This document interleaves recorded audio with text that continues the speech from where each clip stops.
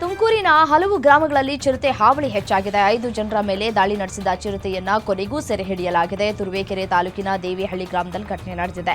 ದೇವಿಹಳ್ಳಿ ಗ್ರಾಮದ ಶೇಖರ್ ಎಂಬುವರ ಮನೆಗೆ ನುಗ್ಗಿದ್ದ ಚಿರತೆಯನ್ನ ಕೂಡಿ ಹಾಕಲಾಗಿತ್ತು. ನಂತರ ಅರಣ್ಯಾಧಿಕಾರಿಗಳಿಂದ ಅರವಳಿಕೆ ನೀಡಿ ಚಿರತೆಯನ್ನ ಸೆರೆ ಹಿಡಿಯಲಾಗಿದೆ.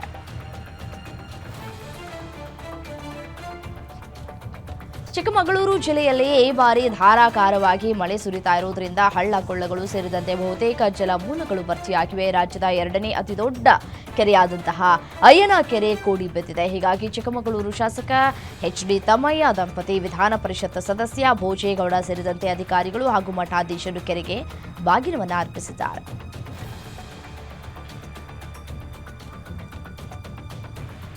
ಉಡುಪಿ, ಚಿಕ್ಕಮಗಳೂರು, ಕೊಡಗು, ದಕ್ಷಿಣ ಕನ್ನಡ ಸೇರಿ ಹಲವೆಡೆ ಮಳೆಯಾಗಿದೆ. ಅದೇ ರೀತಿ ಇವತ್ತು ಸಹ ಬೆಂಗಳೂರು, ಕೋಲಾರ, ಮೈಸೂರು, ಮಂಡ್ಯ, ಶಿವಮೊಗ್ಗ, ದಾವಣಗೆರೆ, ಬಳ್ಳಾರಿ, ಗದಗ, ಧಾರವಾಡ, ಬೆಳಗಾವಿ, ವಿಜಯಪುರ, ಕಲಬುರಗಿ ಸೇರಿ 12 ಜಿಲ್ಲೆಗಳಿಗೆ ಹವಾಮಾನ ಇಲಾಖೆಯು ಯೆಲ್ಲೋ ಅಲರ್ಟ್ ಘೋಷಿಸಿದ್ದು ಬಿರುಗಾಳಿ ಸಹಿತ ವ್ಯಾಪಕ ಮಳೆಯಾಗುವ ನಿರೀಕ್ಷೆ ಇದೆ.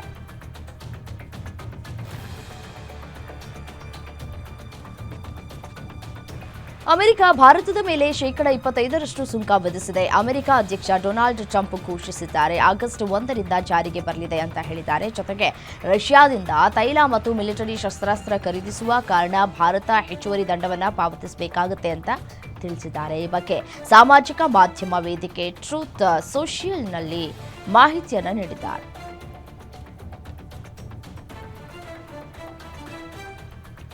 ಅಮೆರಿಕ ಅಧ್ಯಕ್ಷ ಡೊನಾಲ್ಡ್ ಟ್ರಂಪ್ ಭಾರತೀಯ ಸರಕುಗಳ ಮೇಲೆ ಶೇಕಡ 25ರಷ್ಟು ಸುಂಕವನ್ನು ಘೋಷಿಸಿದ್ದಾರೆ. ಇದರ ಬೆನ್ನಲ್ಲೇ ಭಾರತ ಪ್ರತಿಕ್ರಿಯಿಸಿದ್ದು, ರೈತರು, ಉದ್ಯಮಿಗಳು, ವ್ಯಾಪಾರಿಗಳ ಹಿತಾಸಕ್ತಿಯನ್ನ ಕಾಪಾಡೋದಕ್ಕೆ ದೃಢ ಕ್ರಮಗಳನ್ನು ತೆಗೆದುಕೊಳ್ಳುವುದಾಗಿ ತಿಳಿಸಿದೆ. ಜೊತೆಗೆ ಈ ಬಗ್ಗೆ ಅಮೆರಿಕದೊಂದಿಗೆ ಮಾತುಕತೆಯನ್ನು ನಡೆಸುವುದಾಗಿ ಹೇಳಿದೆ. ಭಾರತ ಅಮೆರಿಕ ನಡುವೆ ಒಪ್ಪಂದ ಏರ್ಪಡುವ ಕುರಿತು ರಾಷ್ಟ್ರೀಯ ಹಿತಾಸಕ್ತಿ ಆಧಾರದ ಮೇಲೆ ಅಧ್ಯಯನ ನಡೆಸಲಾಗ್ತಾ ಇದೆ ಅಂತ ಕೇಂದ್ರ ಸರ್ಕಾರ ಹೇಳಿದೆ.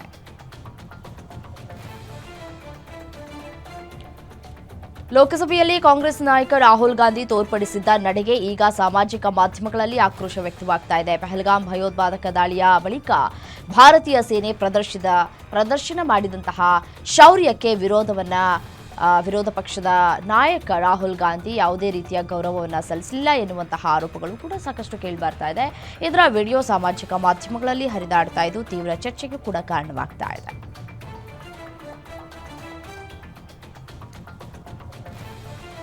ಆಪರೇಷನ್ ಮಹಾದೇವ್ ಹೆಸರಿನಲ್ಲಿ ಭಾರತೀಯ ಸೇನೆ ನಡೆಸಿದ ಎನ್ಕೌಂಟರ್ನಲ್ಲಿ ಪಹಲ್ಗಾಮ್ ದಾಳಿಯ 3 ಉಗ್ರರನ್ನ ಗುಂಡಿಕ್ಕಿ ಕೊಂದಿರುವ ಬೆನ್ನಲ್ಲೇ ಇದೀಗ ಮತ್ತೆರಡು ಉಗ್ರರು ಎನ್ಕೌಂಟರ್ನಲ್ಲಿ ಹತರಾಗಿದ್ದಾರೆ. ಈ ಉಗ್ರರು ಲಷ್ಕರ್ ಎ ತೊಯ್ಬಾ ಭಯೋತ್ಪಾದಕ ಸಂಘಟನೆಗೆ ಸೇರಿದವರು ಅಂತ ತಿಳಿದು ಬಂದಿದೆ.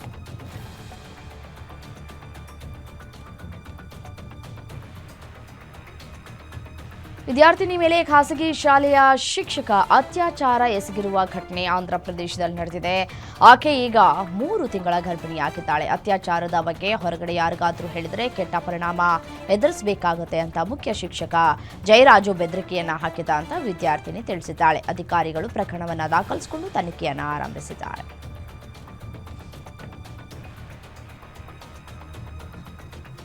ವೈದ್ಯರೊಬ್ಬರ ಬೇಜವಾಬ್ದಾರಿತನದಿಂದ ರೋಗಿ ಪ್ರಾಣ ಬಿಟ್ಟಿರುವ ಘಟನೆ ಮೀರತ್ನಲ್ಲಿ ನಡೆದಿದೆ. LLRM ವೈದ್ಯಕೀಯ ಕಾಲೇಜಿನ ತುರ್ತು ಚಿಕಿತ್ಸಾ ವಿಭಾಗದಲ್ಲಿ ವೈದ್ಯರೊಬ್ಬರ ನಿರ್ಲಕ್ಷ್ಯದಿಂದ ರೋಗಿಯ ಸಾವಾಗಿದೆ.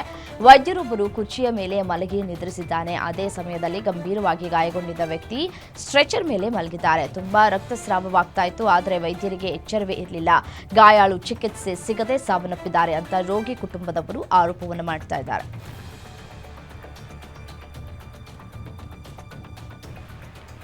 7 ವರ್ಷದ ವಿದ್ಯಾರ್ಥಿಯೊಬ್ಬನ ತಲೆ ಶಾಲಾ ತರಗತಿಯ ಕಿಟಕಿಯಲ್ಲಿ ಸಿಲುಕಿಕೊಂಡಿರೋದರ ಆಘಾತಕಾರಿ ವಿಡಿಯೋ ವೈರಲ್ ಆಗಿದ್ದು ಸಾರ್ವಜನಿಕರಲ್ಲಿ ಕಳವಳವನ್ನ ಉಂಟು ಮಾಡಿದೆ. ಬಿಹಾರದಲ್ಲಿ ಈ ಘಟನೆ ನಡೆದಿದ್ದು, ವಿಷಯ ತಿಳಿದ ಕೂಡಲೇ ಸ್ಥಳಕ್ಕೆ ಧಾವಿಸಿದ ಗ್ರಾಮಸ್ಥರು ಮತ್ತು ಸ್ಥಳೀಯರು ಮಗುವನ್ನು ರಕ್ಷಿಸಿದ್ದಾರೆ.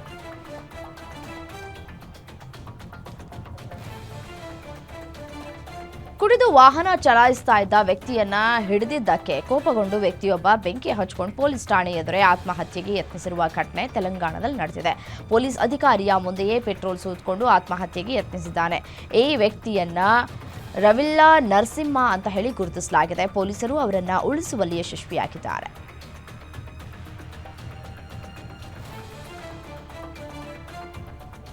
ಪೋಷಕರ ವಿರೋಧವನ್ನ ಕಟ್ಟಿಕೊಂಡು ಓಡ್ ಹೋಗಿ ಮದುವೆಯಾಗಿದ್ದ ದಂಪತಿ ಕೇವಲ 8 ತಿಂಗಳಲ್ಲಿ ಆತ್ಮಹತ್ಯೆಗೆ ಶರಣಾಗಿರುವ ಘಟನೆ ಬಿಹಾರದ ಬೇಗುಸರಾಯ್ನಲ್ಲಿ ನಡೆದಿದೆ. ಪೋಷಕರನ್ನ ವಿರೋಧಿಸಿ ಮದುವೆಯಾಗುವವರೆಗೆ ಇದ್ದಂತಹ ಧೈರ್ಯ ಮುಂದ್ಯಾಕಿರಲಿಲ್ಲ ಎಂಬುದು ಪ್ರಶ್ನೆಯಾಗಿದೆ. 19 ವರ್ಷದ ಶುಭಂ ಕುಮಾರ್ 18 ವರ್ಷದ ಪತ್ನಿ ಮುನ್ನಿ ಕುಮಾರಿ ತಮ್ಮ ಮನೆಯಲ್ಲಿ ಶವವಾಗಿ ಪತ್ತೆಯಾಗಿದ್ದಾರೆ.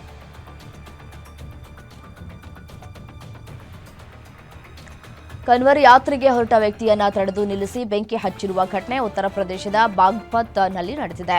5 ದಿನಗಳ ಕಾಲ ಸಾವು ಬದುಕಿನ ನಡುವೆ ಹೋರಾಟವನ್ನ ಮಾಡಿದಂತಹ ವ್ಯಕ್ತಿ ಸಾವನ್ನಪ್ಪಿದ್ದಾರೆ. ಮೃತ ವ್ಯಕ್ತಿ ಕಂದಾರ ಗ್ರಾಮದ ನಿವಾಸಿ. ಮೃತನನ್ನ ಸನ್ನಿ ಅಂತ ಹೇಳಿ ಗುರುತಿಸಲಾಗಿದೆ. ಮೃತ ಸನ್ನಿ ಅವರ ಪತ್ನಿ ಅಂಕಿತಾ ಅಯೂಬ್ ಎಂಬ ಯುವಕನೊಂದಿಗೆ ಸಂಬಂಧವನ್ನ ಹೊಂದಿದ್ರು ಅಂತ ಆರೋಪಿಸಲಾಗಿದೆ.